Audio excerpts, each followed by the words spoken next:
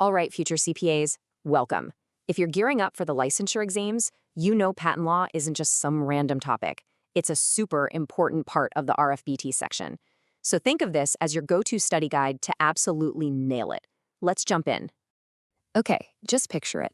You're a CPA, a client comes running in, all excited, totally convinced they've got the next big thing. Now, they're seeing dollar signs, but you have to see the patentability. Is their idea just a nice stream, or is it a real, protectable, super valuable asset? Knowing this stuff is what separates a good CPA from a truly great one. So here's our game plan for today. We're going to start with what I like to call the patentability gauntlet, and it's 3 major tests: novelty, the inventive step, and application.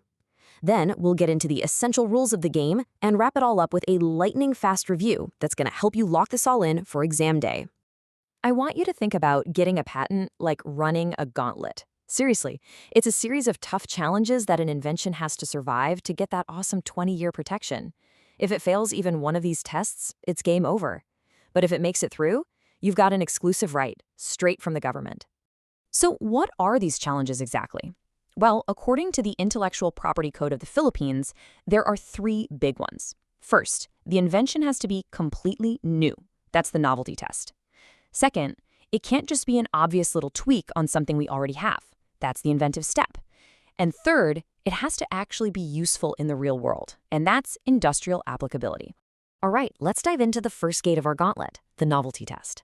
This is really the first and most basic question we gotta ask. Has anyone ever done this before? The law is super clear on this one. It basically says an invention is not new if it's already part of what's called prior art. Now just think of prior art as like the entire universe of existing human knowledge. To pass this first gate, you have to show that your idea isn't already floating around out there.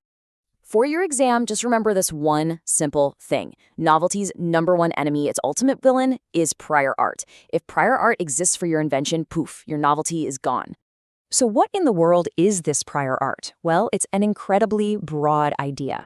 It is everything, and I mean literally everything, that has been made public anywhere on the planet, in any way, shape, or form, before the date you file that patent application.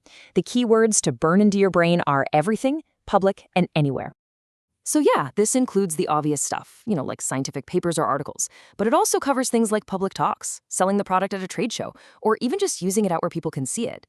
And this is a big one. It also includes what's inside an earlier patent application for the same invention, even if that patent hasn't been granted yet. The scope is just massive. Okay. So you made it past gate 1. Your invention is new. Awesome. But now you're facing a trickier challenge, gate 2, the inventive step. This is where we shift from asking, is it new, to asking, is it clever? The law defines an inventive step by telling us what it's not. It says an invention passes this test if it is not obvious to a person skilled in the art. So who is this person? Well, they're not a genius. They're just an ordinary professional in that specific field who knows all the common stuff. So the real question is, would this expert look at all the existing tech and just say, oh yeah, that's the next logical step? If the answer is yes, then sorry, there's no inventive step. Okay, pay attention here because this is a classic exam question. What's the real difference between these two? Novelty is super simple, black and white. It's a strict identity test. Is your invention a perfect match, identical to something already out there? Yes or no? The inventive step, though, is way more nuanced. It asks if your invention is just an obvious development based on everything that came before it, all seen through the eyes of an expert. Huge congrats! You've made it through the 2 hardest gates. Your invention is new, and it's not obvious. The final gate is the most practical one, industrial applicability.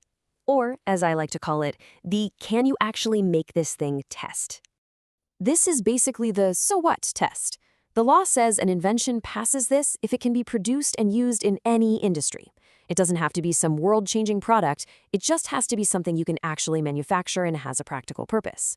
This is what weeds out all the purely theoretical ideas that sound cool but can't actually be made. Okay, so now you know the 3 main challenges. But like any good game, this gauntlet has some special rules, kind of like lifelines you can use and forbidden zones you have to stay away from. And for the LECPA, knowing these is absolutely crucial.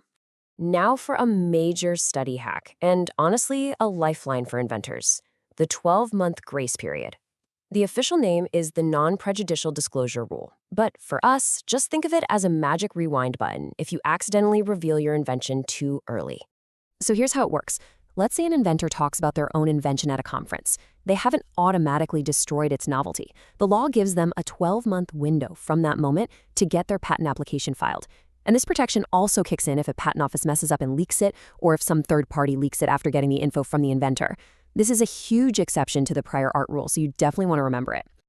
And now for the total opposite, the forbidden zone. The IP code has a list of things you can never get a patent for. I don't care how brilliant they are. These things are completely off limits. So let's break down what's in this forbidden zone. You can't patent a discovery, like gravity. You can't patent the rules for a new board game or a cool new business model. You can't patent a method for surgery, though you could patent a new surgical tool. And things like paintings or music, those are covered by copyright, not patents. You absolutely have to memorize this list for your exam. All right, we have officially run the gauntlet. Now it's time for the rapid-fire recap. This is your final cheat sheet to just hammer these concepts into your brain for the exam. You ready? First up, the core formula. What is a patentable invention? It must be new, plus not obvious, plus useful. One more time, new, not obvious, useful. You gotta know this cold. Next, prior art. What is it? Simple. It's everything made public anywhere in the world by any means before you file that application. It is the #1 enemy of novelty. And finally, the inventive step. The key phrase to remember here is not obvious to a person skilled in the art. It's all about making a clever leap forward, not just taking the next logical, boring step. And there you have it. You've got the framework to analyze any invention that comes your way. So the next time that client walks into your office with their $1,000,000 idea, you'll be ready. And the very first question you ask them shouldn't be, how much money will it make? It should be, so, have you told anyone about it yet? Because now you know exactly why that one question matters so much.